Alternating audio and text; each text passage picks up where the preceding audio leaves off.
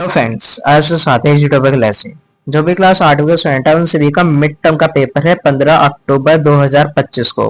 तो उनके लिए वीडियो बहुत ही इंपॉर्टेंट है कि आपका जो पेपर है इसी तरीके से आएगा। और आपने इस वीडियो को एंड तक वॉच कर लिया तो आप डेफिनेटली हिंदी के पेपर में अच्छे मार्क्स ला सकते हो, फुल के फुल भी। तो वीडियो अपने फ्रेंड्स के पास शेयर करना, क्योंकि ये आपका पेपर है ऑफिशियल जो जारी किया गया है, इसको प्रॉपर पूरा सॉल्व करवाएंगे इस एक वीडियो में। तो एंड तक वॉच कर लेना, वीडियो को लाइक करना ताकि हमें पता चल सके कि हाँ फ्रेंड्स देख रहे हैं। और सबसे इंपॉर्टेंट चीज, चैनल को सब्सक्राइब करके बेल आइकन प्रेस कर देना और पर, कि हमारा मोटिवेशन बढ़े। करते हैं वीडियो स्टार्ट। इसके आप देख सकते हैं ये 8वीं क्लास का पेपर है हिंदी सब्जेक्ट का। तो जो पेपर होगा इसमें समय की बात किया तो 2.5 घंटे का पेपर होगा, ठीक है, मिड टर्म का, और 60 मार्क्स का होगा। इसमें निर्देश दिया नहीं, इंस्ट्रक्शंस, उसको पढ़ना जरूरी है। इससे पूरा पेपर होगा वो सिर्फ 4 खंडों 4 सेक्शनों में डिवाइड होगा। खंड क, ख, ग और घ। प्रश्न पत्र में टोटल 11 प्रश्न होंगे, सभी प्रश्न आपको करने हैं। प्रश्न पत्र में आंसर के विकल्प यानी कि ऑप्शन दिया होगा अथवा के रूप में, ताकि आप कर सको कोई एक ऑप्शन, ठीक है। प्रश्न के उत्तर दिए गए निर्देशों का पालन करते हुए लिखने, जो भी प्रश्न आप दोगे जिस प्रश्न का आंसर, तो उस प्रश्न में कुछ इंस्ट्रक्शंस दिए होंगे जिसको फॉलो करते हुए आपको आंसर देने हैं। यथासंभव प्रत्येक खंड के प्रश्नों के उत्तर क्रम अनुसार लिखेंगे। बोला जो भी खंड आप करो, क, ख, ग, उनके जो प्रश्न है वो क्वेश्चन के अनुसार ही लिखना है कि इस प्रश्न का आंसर ये है। गद्य स्टार्ट। आगे खंड क्या है, इसमें आपका पहला क्वेश्चन होगा 5 नंबर का, अपठित बोध यानी पढ़ते हुए इसका आंसर आपको देना है। इसमें क्या है, निम्नलिखित गद्यांश को ध्यानपूर्वक पढ़िए और दिए गए प्रश्नों का उत्तर दीजिए। इसमें देखते हैं इस तरीके से गद्यांश दिया, पढ़ते हैं फिर आंसर देते हैं। एकदम इजी होगा, पढ़ते ही आपको सारे आंसर आ जाएंगे। जैसे हमें जीवन में यह आदत अवश्य अपनानी चाहिए कि थाली में उतना ही भोजन ले जितना हमें आवश्यक हो। यानी बोला गया है कि हमें एक ऐसी आदत अपनानी चाहिए जिसमें क्या होता है कि कोई कोई भोजन ज्यादा ले लेता है फिर उसे छोड़ देता है, ठीक है। अक्सर लोग अधिक भोजन ले लेते हैं, उसे पूरा ना खा पाने पर फेंक देते हैं। ये कुछ लोग होते हैं जो आवश्यकता से अनुसार भोजन ले लेते हैं, फिर खानी पाते हैं, फिर उसे फेंक देते हैं। इससे क्या होता है, इससे अन्न केवल अन्न ही नहीं बल्कि किसानों की कठिन मेहनत और प्रकृति का अमूल्य उपहार है। ये जो अन्न है केवल अन्न नहीं है, प्रकृति का उपमूल्य यानी कि अमूल्य उपहार है। जब यह नालियों में बहता है तो न केवल संसाधनों की बर्बादी होती है बल्कि यह भी याद आता है कि अनेक लोग भूखे पेट सो जाते हैं। इसलिए हमें संयम बरतना चाहिए और उतना ही भोजन लेना चाहिए जितना खा सके, यही समझदारी है। नहीं, भोजन से रिलेटेड ये पैसेज है, गद्यांश है, इसमें बोला गया कि भोजन उतना ही ले जितना आवश्यक हो, जितना आप खा पाओ। ये जब आप ज्यादा खा डाल लेते हो तो जो जूठा बच जाता है आप उसे फेंक देते हो। और कुछ जने ऐसे होते हैं जिन्हें ये मिल ही नहीं पाता, तो इससे अन्न की बर्बादी होती है। प्रकृति का जो ये हमें अमूल्य उपहार दिया गया है इसका अपमान होता है, सिंपल इस तरीके से। उसके बाद पहला क्वेश्चन 1 नंबर का, गद्यांश के अनुसार यदि व्यक्ति द्वारा आवश्यकता अनुसार ही भोजन लिया जाए तो क्या परिणाम होगा। यदि व्यक्ति आवश्यक अनुसार ही भोजन लेगा तो अन्न की बर्बादी घटेगी, ठीक है, ये करेक्ट आंसर हो जाएगा। क्या है? दूसरा देखते हैं, गद्यांश में अन्न को किस रूप में देखा गया। अन्न को किस रूप में देखा गया है, तो अन्न क्या है, प्रकृति का अमूल्य उपहार है। जैसे तो अमूल्य उपहार है तो उपहार के रूप में देखा गया है। तो इसमें जो करेक्ट आंसर बन जाएगा इसका, वो बन जाएगा ग उपहार। गद्यांश के अनुसार समझदारी किसे कहा गया, 1 नंबर का, या पैसेज से देखना है। जैसे कि समझदारी किसे कहा गया, समझदारी उसे कहा गया उतना ही भोजन लेना चाहिए जितना खा सके, यही समझदारी है। यानी कि उतना ही भोजन लेना चाहिए जितना हम खा सके, ठीक है, तो यही समझदारी कहलाती है। इस तरीके से आंसर होगा। उसके बाद चौथा, गद्यांश के अनुसार लिखिए कि आवश्यकता से अधिक भोजन क्यों नहीं लेना चाहिए 2 मास का। अब ये लाइन भी इसी में लिखी है, 2 मास की है, तो इसमें आप देख सकते हो इसमें ये बोला गया है कि आवश्यकता अनुसार क्यों नहीं लेना चाहिए, ठीक है। इसमें बोला गया है कि यहाँ से अक्सर लोग अधिक भोजन ले लेते हैं तो उसे पूरा ना खाने पर फेंक देते हैं। ये अन्न ही नहीं बल्कि किसानों की कठिन मेहनत और प्रकृति का अमूल्य उपहार है। जबकि नालियों में बहता है न केवल संसाधनों की बर्बादी होती है। यहाँ से लिख सकते हो, जब ये नाली में बहता है तो न केवल संसाधनों की बर्बादी होती है बल्कि यह भी याद आता है कि अनेक लोग भूखे पेट सो जाते हैं। तो ये लाइन आपकी इसमें बनेगी, ठीक है, इसकी लाइन ये होगी। उसके बाद इस तरीके से पहला पैसेज कंप्लीट, पहला गद्यांश कंप्लीट। उसके बाद होगा पद्यांश, दूसरा क्वेश्चन पद्यांश को होगा 5 नंबर का, इस तरीके से दिया हुआ। जैसे कि इस पद्यांश को पढ़ते देखते क्या बोला गया। हरी घास पर बिखेर दी है ये किसने मोती की लड़ियां, ने की ये बूंद की बात की है, ओस की बात की है। कौन रात में गूंथ गया है ये उज्जवल हीरो की कड़िया, लूटा गया है कौन जोरी अपने घर का भरा खजाना, पत्तों पर फूलों पर पंख पंख बिखरे हुए रतन है नाना, जो होता इन ओस कणों को अंजलि में भर कर ले आऊं, इन शोभा निरख निरख कर इन पर कविता एक बनाऊं। इस तरीके से उसके तरीके से एक पद्यांश दिया होगा। अब इसमें कुछ क्वेश्चंस पूछे गए इस पद्यांश के ऊपर, तो देखते कैसे होंगे। पहला, प्रस्तुत पद्यांश में रतन किसे कहा गया, यानी रतन का जिक्र किया गया कि रतन किसे कहा गया है, तो ओस को कहा गया। तो जिस तो ओस कणों को, ये ओस कणों को रतन कहा गया है। ठीक है, तो गया करेक्ट। उसके बाद नेक्स्ट, पद्यांश में किसकी सुंदरता का वर्णन किया गया है। इसमें सुंदरता का वर्णन किसका किया गया है, प्रकृति का। ठीक है, प्रकृति का कहना सोचेगा क्या है, प्रकृति के बारे में बताइए, जो ओस है उसके बारे में। ठीक है, उसके बाद तीसरा 1 नंबर का हुआ ये, पद्यांश के अनुसार कवि ने ओस कणों को कहाँ देखा, यानी पद्यांश के अनुसार जो कवि ने ओस कणों को कहाँ देखा, तो ओस है कणों को इन्हें पत्ती पर, फूलों पर, इन पर देखा। ठीक है, और भी बहुत सी चीज देख सकते हो, घास पर बिखरे हुए देखा, इस तरह से घास पर, पत्तों पर, फूलों पर, इस तरह से आप ये लिख सकते हो आंसर। क्लियर। उसके बाद नेक्स्ट चौथा 2 नंबर का होगा, इसमें पद्यांश के अनुसार ओस कणों को देखकर कवि के मन में क्या भाव आता है। इन सबको देखकर प्रकृति की सुंदरता का भाव आता है। ये देखने को मिलता है कि ओस कैसे मोती की तरह दिख रही है। इस तरीके से आपको लिखना होगा। क्लियर। इस खंड क्या कंप्लीट हो जाएगा। उसके बाद खंड ख, खंड ख आपका व्याकरण से स्टार्ट होगा। 10 मार्क्स का तीसरा क्वेश्चन रहेगा। ठीक है, एक एक नंबर का एक एक रहेगा, 10 के 10 करने हैं। इसमें क्या है, पहला निम्नलिखित ये व्याकरणिक प्रश्नों के उत्तर देने हैं, यानी इसमें आपको मिलान करना, उत्तर पुस्तिका में लिखे, नहीं मिलान करते हुए लिखना। संख्यावाचक विशेषण, संख्यावाचक से मतलब होता है संख्या का वर्णन करना। तो कुछ पंखे, ये संख्या बता रहा पंख हो गए, कुछ पंखे हैं, तो गैर करेक्ट आंसर हो जाएगा पहले का। परिमाण, ये है परिमाणवाचक विशेषण, परिमाण यानी कि माप बताना। ठीक है, तो 5 किलो ये परिमाप बता रहा है। ठीक है, गुणवाचक विशेषण, तो गुणवाचक विशेषण क्या है, गुण, गुण बता रहा है। घना पेड़, पेड़ में क्या है, घना है, बहुत ज्यादा है, तो उसकी गुणवत्ता बता रहा है। तो इस तरीके इसका करेक्ट आंसर हो जाएगा ख, इस तरीके से मिलान हो जाएगी। उसके बाद चौथा, निर उपसर्ग से बना एक शब्द लिखे। निर, तो निर क्या होगा, इसका आप लिख सकते हो निर का। ठीक है, निर्भय, निर्भय लिख सकते हो, निराकार लिख सकते हो, इस तरीके से लिखना है। यानी उपसर्ग होता है जो आगे लगता है। ठीक है, इस तरीके से। उसके बाद 5वां, आज यहाँ कल वहां चले, दी गई पंक्ति में क्रिया शब्द पहचान कर लिखिए। यानी क्रिया का मतलब होता है जो हुई होती है क्रिया, जैसे खाते हैं, चलते हैं, आते हैं, जाते हैं, ये सारी क्रियाएं होती है। तो इसमें चले क्या है, चले क्रिया है इसकी, तो चले करेक्ट हो जाएगा। उसके बाद विदुषी, विदुषी शब्द का लिंग बदल कर लिखना है। तो विदुषी का लिंग बदलेंगे तो क्या हो जाएगा, तो ये विद्वान हो जाएगा। क्या हो जाएगा, विद्वान। ठीक है, इस तरीके से हो जाएगा। उसके बाद अगला देख सकते हो 7वां, स्वर्ण शब्द का तद्भव रूप लिखिए। स्वर्ण, स्वर्ण का हो जाएगा सोना, स्वर्ण होता है सोना। ठीक है, तद्भव शब्द पूछा है, तद्भव तो सोना होगा। उसके बाद 8वां, दुर्गंध शब्द का विपरीत शब्द, दुर्गंध, दुर्गंध होता है बदबू, ठीक है, गंदी, तो इसका हो जाएगा सुगंध या खुशबू। ठीक है, सुगंध या खुशबू लिख सकते हो आप। ठीक है, सुगंध। उसके बाद 9वां, सामने लकड़ी की एक चौखट पड़ी रखी है। यहाँ पे बोला पड़ी रहती है, ये बोला सामने लकड़ी की एक चौखट पड़ी रहती है। इस रेखांकित शब्द का वचन बदलना है, जो लकड़ी है इसका वचन बदलो करना है। तो लकड़ी को हम लकड़ियों भी लिख सकते हैं, सामने लकड़ियों की एक चौखट पड़ी रहती है। तो लकड़ियों, जैसे कि पूरा मुहावरा बन गया ना, इस तरीके से लकड़ियों, फिर ये लकड़ियां आप लिख सकते हो, जिसके बहुत सारे हो जाते हैं, वचन बदल जाते हैं। उसके बाद 10वां, देखो द्वंद्व समास में दोनों शब्द प्रधान होता है। द्वंद्व मतलब होता है दो शब्द, दोनों शब्द ही प्रधान होंगे। क्या ये सही है, हाँ जी सही है, इसका हो जाएगा करेक्ट आंसर सही।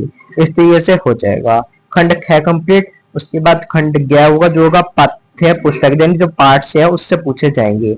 चौथा क्वेश्चन स्टार्ट होगा खंड ग से, निम्न गद्यांश को पढ़िए दिए और दिए गए प्रश्नों के उत्तर देने हैं। चौथा क्वेश्चन आपका 4 मार्क्स का होगा, इसमें गद्यांश दिया होगा।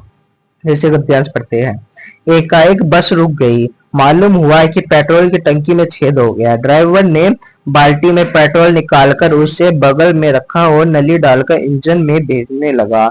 अब मैं उम्मीद कर रहा था कि थोड़ी देर बाद बस कंपनी के हिस्सेदारी इंजन को निकालकर गोद में रख लेंगे और उसी नली से पेट्रोल पिलाएंगे।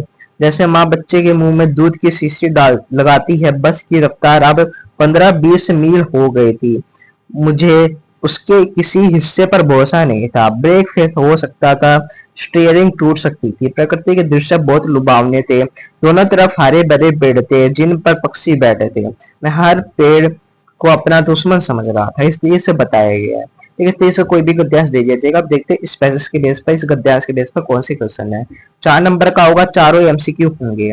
पहला, गद्यांश के अनुसार बस क्यों रुक गई थी, यानी जो गद्यांश है उसका बस क्यों रुक गई थी, कि पेट्रोल ना होने के कारण रुक गई थी। ठीक है, ब्रेक फेल तो हुआ नहीं, ठीक है, वो सोच रहा था बस। ड्राइवर के थकने का कारण ये भी हुआ नहीं, सामने पेड़ आने का कारण ये भी हुआ नहीं, तो पेट्रोल ना होने के कारण घ करेक्ट आंसर। छेद हो रहा था तो लिक जो गल गया, पेट्रोल नहीं रहा तो घ।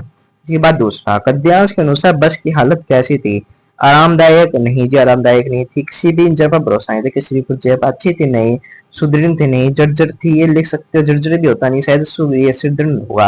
लेकिन दोनों में से कोई एक ऑप्शन बनेगा।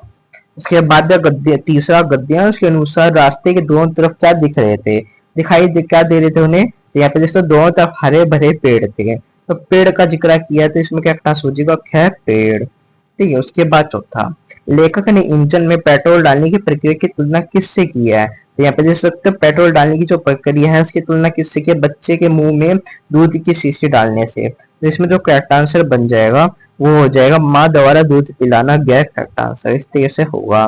क्लियर, इस तरीके से आपको करना है चौथा। उसके बाद अगला देख सकते हो पांचवा, पांचवे में आपको यहाँ पे गद्य पाठ पर आधारित, यानी पांचवे क्वेश्चन में आपको प्रश्न उत्तर देने होंगे। गद्यांश पाठ पर आधारित निम्न प्रश्नों में से किन्हीं 2 प्रश्नों के उत्तर देने हैं। नहीं, पांचवा इसमें 3 प्रश्न दिए होंगे फिर चैप्टर से, फिर 2 प्रश्नों के उत्तर देने, 4 नंबर का रहेगा, एक क्वेश्चन 2 मार्क्स का। मशीनी युग के कारण प्रभावित हुए किन्हीं 2 उद्योगों का नाम लिखिए। तो देखते हैं कौन से 2 उद्योग हैं। प्रभावित उद्योगों का नाम लिखना है, तो यह हस्तकरघा, ठीक है, हस्तकरघा उद्योग और हस्तशिल्प उद्योग। ये हस्तकरघा हस्तशिल्प क्या होता है, हाथों से की जाती है, तो मशीनी युग आने से इन दोनों का काम होता था, लेकिन अब मशीन के आने से इसका अस्तित्व ही खतरे में पड़ गया, यानी अब सब कुछ मशीन से ही होने लगा।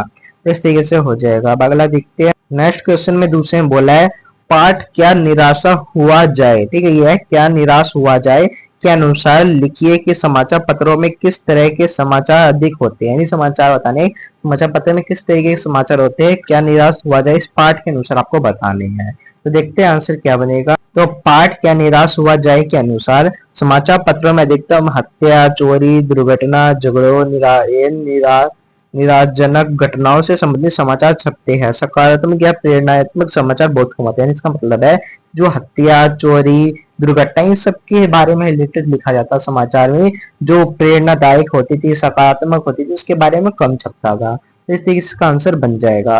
ठीक है, अब नेक्स्ट क्वेश्चन देखते हैं क्या होगा। उसके बाद है तीसरा, पाठ बस की यात्रा में किन्हीं 2 आंदोलनों का नाम आया है। पाठ में वो है नमक सत्याग्रह। ठीक है, कौन से 2 आंदोलन के आए थे वो बताना है। तो देखते हैं कौन से 2। तो पहला था आपका असहयोग आंदोलन हो जाएगा, नमक सत्याग्रह आंदोलन था। ये 2 आंदोलन के नाम आए थे बस की यात्रा के पाठ में। क्लियर, इस तरीके से आपको लिख देना है। क्लियर, समझ आ गया। इस तरीके से 5वां क्वेश्चन कंप्लीट। उसके बाद छठे में भी क्वेश्चन आंसर ही करने होंगे, लेकिन ये 3-3 मार्क्स के होंगे। इसमें कोई 2 क्वेश्चन करने होंगे 3 में से, और 30 से 40 शब्दों में देना है। अब देखते हैं किस तरीके से बनेगी। एक क्वेश्चन आपका 3 मार्क्स का रहेगा, 2 करने हैं तीनों में से, लेकिन हम आंसर तीनों के देंगे। पाठ लाख की चूड़ी में बदलू के जीवन पर कांच की चूड़ियों के बढ़ते प्रचलन का क्या प्रभाव पड़ा था, यानी कि जो बदल रहा था, विकास रहा, उससे क्या प्रभाव पड़ा। ठीक है, तो इसका आंसर देखते हैं। इसका आंसर बनेगा, कांच की चूड़ी के बढ़ते प्रचलन से बदलू की लाख की चूड़ी बनने का काम मंदा पड़ गया था। उसकी रोजी रोटी छीनने लगी थी, परिवार की आर्थिक स्थिति बिगड़ गई थी, वह बेरोजगारी और निराशा का शिकार हो गया था। इस तरीके से आंसर बनेगा। उसके बाद दूसरा था, आंख के बदले आंख सिद्धांत पर विचार देना था। ठीक है, क्या निराश हुआ जाए पाठ के अनुसार, तो यह सिद्धांत हिंसा और बदले की भावना को बढ़ाता है। लेखक के अनुसार नफरत से नफरत नहीं मिट सकती, हमें प्रेम, सहानुभूति, सहयोग की भावना से ही समाज को बेहतर बनाना चाहिए। इस तरीके से बनेगा।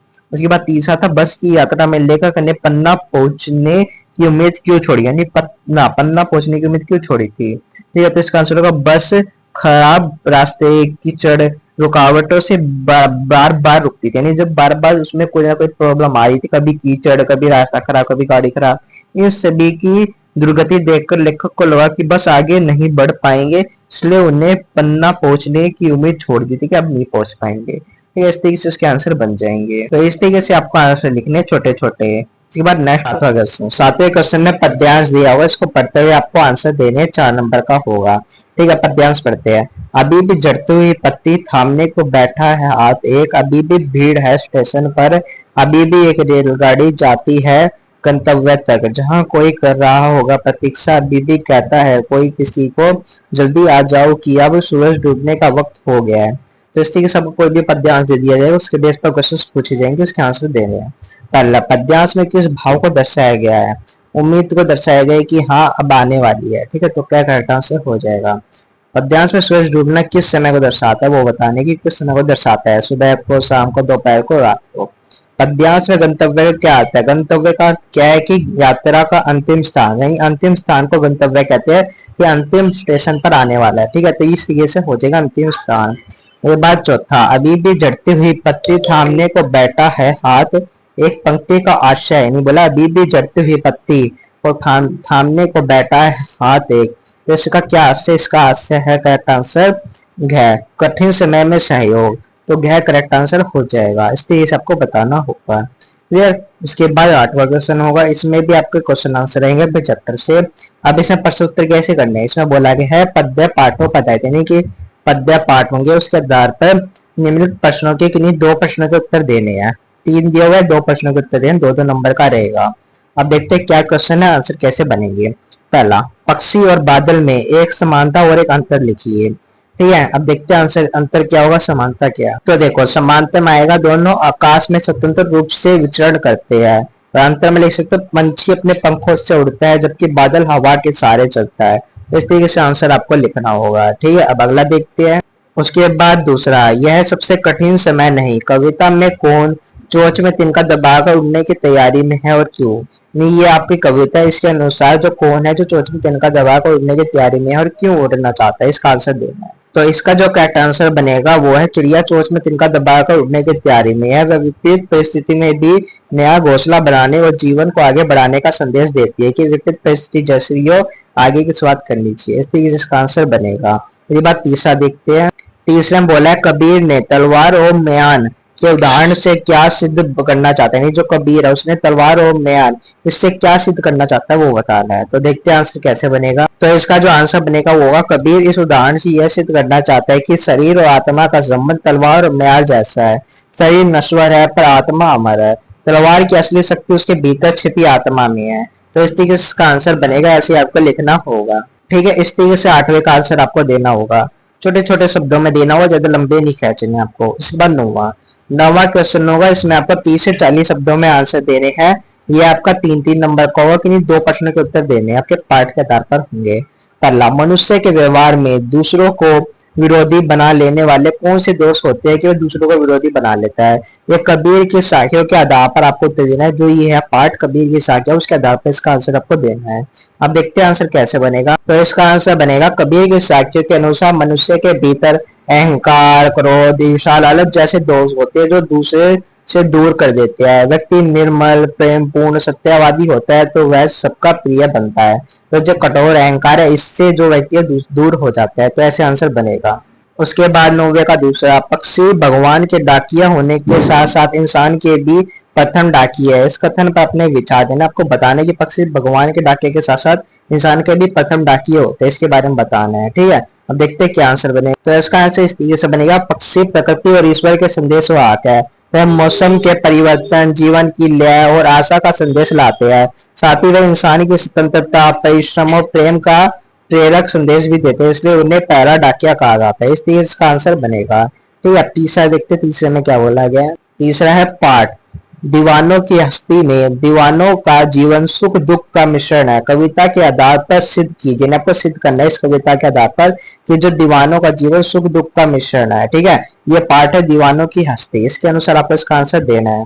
तो इसका आंसर यहाँ से बनेगा, दीवानों की हस्ती कविता में कवि बताता है कि दीवानों कठिनाई और उपेक्षा के बावजूद मुस्कुराते रहते हैं। उनका जीवन संघर्ष और आनंद दोनों से भरा होता है। वह दूसरों के लिए प्रेरणा और उत्साह का स्रोत बनते हैं। तो इस तरीके से इसका आंसर आपको लिखना होगा। तो इस तरीके से आपका नेक्स्ट क्वेश्चन भी कंप्लीट हो जाएगा। इस तरीके से खंड ग भी कंप्लीट। उसके बाद खंड घ, खंड घ आखिरी होगा पूरे पेपर का। इसमें सिर्फ 2 ही पर्सन होंगे। इसमें रचना करनी होगी, यानी आपको इसमें रचना नहीं, इसको लिखना होता है। इसमें क्या होगा, 10वां क्वेश्चन। इसमें किसी एक विषय पर 80 से 100 शब्दों में पत्र लिखना होगा। 6 नंबर का 10वां रहेगा। इसमें कुछ भी दे देगा, या तो आपको नगर निगम अधिकारी को पत्र लिखना होगा, या फिर अपने प्रधानाचार्य को लिखना होगा। जैसे कि दोनों देखते हैं। अपने आपका नरगिस या गुरप्रीत नाम है, अपने घर के पास स्थित पार्क की साफ सफाई करवाने का निवेदन करते हुए नगर निगम अधिकारी को पत्र लिखना है। आपका जो नगर निगम अधिकारी उसको पत्र लिखना है कि घर के पास जो पार्क है उसको साफ सुथरा करे। तो देखते हैं पत्र कैसे लिखेंगे। इस तरीके से आपका होगा। प्रेषक लिखना है आपको। पहले प्रेषक आएगा, यानी अपना एड्रेस जो भी है, वह प्राप्तकर्ता का एड्रेस आएगा, यानी जिसको हम भेज रहे हैं। ठीक है, प्रेषक होता है अपना, यानी आपका नाम ये नरगिस या गुरप्रीत, अपना एड्रेस। फिर प्राप्तकर्ता का आएगा, जैसे नगर निगम अधिकारी है दक्षिण दिल्ली नगर में, इस तरीके से। फिर डेट आएगी कि कौन सी डेट है। फिर विषय आएगा कि पार्क की साफ सफाई करवाने के संबंध में निवेदन पत्र। उसके बाद महोदय लिख कर स्टार्ट करोगे। सविनय निवेदन यह है कि मेरे घर के पास स्थित हरिनगर पार्क में पिछले कई सप्ताह से साफ सफाई नहीं हुई। वहां कूड़ा करकट, सूखे पत्ते, प्लास्टिक की बोतल फैली हुई है। झाड़ियां भी बहुत बढ़ गई है, जिससे मच्छर और बदबू की समस्या उत्पन्न हो गई है। आसपास के लोग वहां टहलने या बच्चों को खेलने ले जाने से कतराने लगे हैं। अतः आपसे निवेदन है कि कृपया पार्क की शीघ्र सफाई करवाई जाए तथा नियमित सफाई की व्यवस्था सुनिश्चित की जाए। इससे क्षेत्र के लोगों को बहुत राहत मिलेगी। आपकी कृपा पूर्ण करवाने के लिए सदा आभारी रहूंगा। ठीक है, इस तरीके से धन्यवाद बहुत दिया लिख के अपना नाम लिख देना। इस तरीके से लिखना होगा एक पत्र। ठीक है, अब इसका अथवा वाला देखते हैं किस तरीके से बनेगा। इस तरीके से आपको इस तरीके से ये नगर निगम को पत्र लिखना होता है। उसके बाद अथवा में बोला गया है, आप नरगिस या गुरप्रीत आप विद्यालय के पुस्तकालय में हिंदी कहानी की पुस्तक मंगवाने का निवेदन करते हुए अपने विद्यालय के प्रधानाचार्य को पत्र लिखना है कि आपका नाम ये है, पुस्तकालय में आपको हिंदी कविता की पुस्तकें मंगानी है। उसको लेकर प्रधानाचार्य को पत्र लिखना है। इसका जो पत्र बनेगा वो कुछ इस तरीके से बनेगा। पहला आपका नाम आएगा, ठीक है। उसके बाद आप ही का विश्वविद्यालय वही आएगा कि कहाँ से आप लिख रहे हो। मतलब प्राप्त करता है या प्रिंसिपल तो प्रिंसिपल का आएगा, ठीक है। यानी सिंपल आप प्राप्त करता है, यहाँ से भी लिख सकते हो, प्रधानाचार्य महोदय यहाँ से भी लिख सकते हो। ठीक है, बाकी फॉर्मेट इसी तरीके से रहेगा। दिनांक लिख के विषय लिखना है कि विद्यालय के पुस्तकालय में हिंदी कहानी की पुस्तक मंगवाने से संबंधित निवेदन। महोदय लिख कर लिखोगे। सभी निवेदन यह है कि हमारे विद्यालय की पुस्तकों में हिंदी की कहानी पुस्तकों की संख्या बहुत कम है। छात्रों को हिंदी साहित्य पढ़ने की प्रेरणा तो है, परंतु उपयुक्त पुस्तक के अभाव में वह अपनी रुचि पूरी नहीं कर पा रहे।